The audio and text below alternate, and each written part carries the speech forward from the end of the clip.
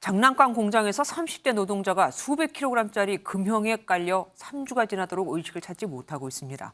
그런데 경찰과 노동청은 사망 사고가 아니라는 이유로 사고 직후 제대로 조사도 하지 않았고 현장 보존도 하지 않아 원인을 밝히기 어려운 상황입니다. 그럼 죽어야만 조사를 시작하시겠습니까? 가족들의 외침, 박상호 기자가 들어봤습니다. 부산의 한 장난감 공장입니다. 지난달 15일 이곳에서 일하던 30대 남성이 수백 킬로그램짜리 금형에 깔려 지금까지도 의식을 찾지 못하고 있습니다. 그런데 피해자 가족들은 아직도 어떻게 사고가 난 건지 모릅니다. 우리는 아무것도 모르고 본 것도 없다 이렇게 말했어요. 저희 오빠가 일어나야지만 알 수 있다.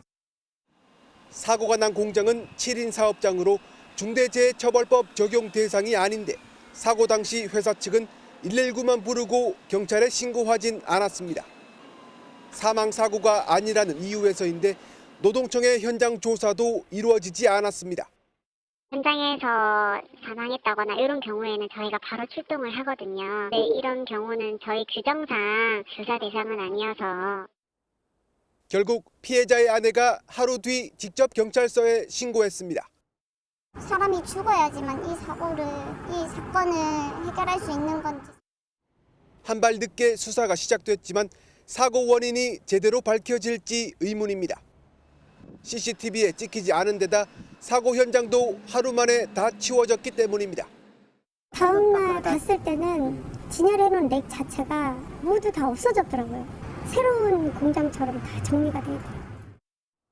사고를 당한 남성에겐 8살짜리 쌍둥이 아들들이 있는데 아이들은 지금도 아빠가 의식이 없는 상태로 누워있다는 사실을 모릅니다. 회사 측은 산업재해 신청 등 할 수 있는 모든 조치를 취했다며 사고 원인에 대해선 수사 중이라 말해줄 수 있는 부분이 없다고 밝혔습니다. 경찰은 아직 과실 유무를 조사할 업체 대표도 소환하지 않았는데 정확한 사고 원인을 확인하기까지 상당한 시간이 걸릴 것으로 보입니다.